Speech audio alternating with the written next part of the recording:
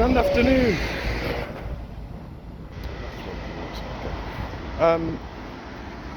I've just seen why some need to be done wrong with art and something else. Why something wrong? True Brit news. I just seen 3 magpies, which is a refreshing change. So that's what I just want to go on and say that really. It's a refreshing change from I've been seeing one on its own for weeks. Various journeys that I make, I just see one magpie looking around. I know it's an old wives' tale, but yeah, it's rooted in something. There's a reason. It signifies something. Anyway, and also when you do some research into crows, so it's a crow family, on what they symbolise. Maybe that will give you an insight to why it is that I might consider these old wives' tales. Anyway, on to news.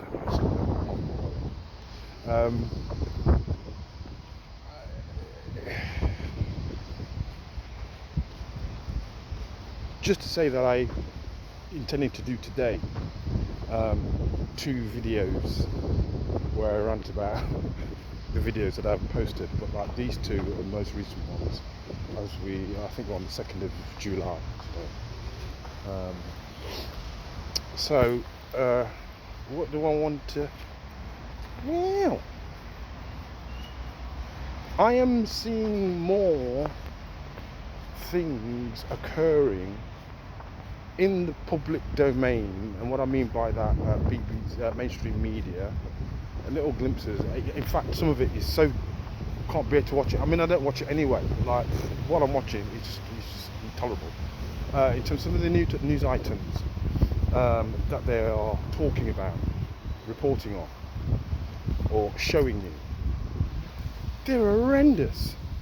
I've been posting some things on my Facebook page which indicate some of the horrendousness, the amount of child abusers and rapists and this morning actually a very, what's the word I want to use, something that's quite close to me, but I've not realised how close it was to me, although it's been in my awareness all the time.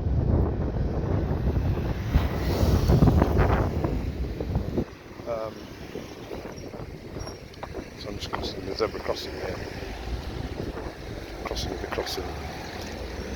And that was an apology apparently that was made, I don't know when it was, but it's just come out today anyway, in Wales and in Scotland, and I think the Prime Minister is about to make an announcement I thought he'd resigned. Anyway, he's going to make an announcement which is basically apologising. I could weep as I think about saying it, for the forced adoptions that have been taking place in this country since the Second World War, straight after. That ties into some other stuff for me, but like I'm not going to deal with that anyway. About what the Second World War was really all about.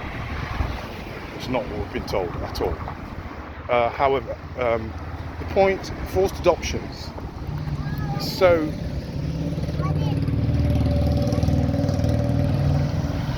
and in the report, it's actually quite difficult to talk about. In the report, it talks about the victims of this forced adoption and how they were forced to adopt their children at birth. And I suppose the numbers of what they described on the news item, BBC, was mixed race, black mixed race and white children that were taken from teenage mothers, or very young mothers, from the 40s to this very day.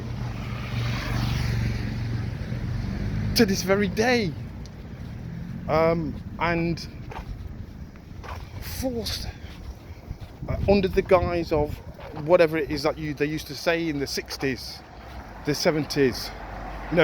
Some of them, obviously, they weren't married, a lot of them, but even some of them were.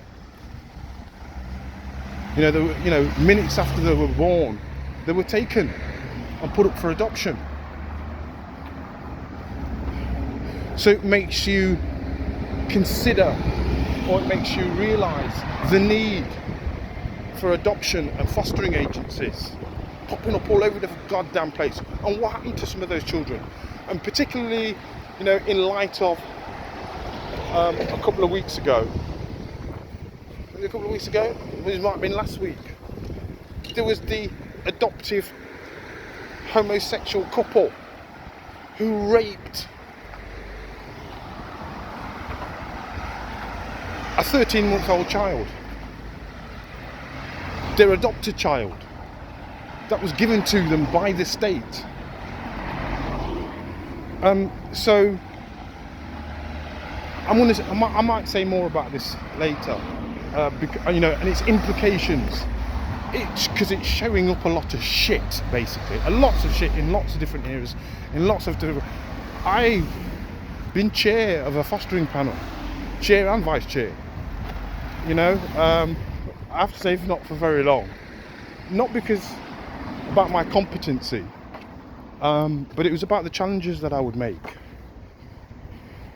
about some of these, and as a panel member as well, I used to make challenges that for me seemed quite logical, but I was made to feel as though I was over egging it, or not over egging it, making too much of an emphasis on what support had because there used to be a 3-part process to the adoption process, where you would consider whether or not the child was to be removed, and then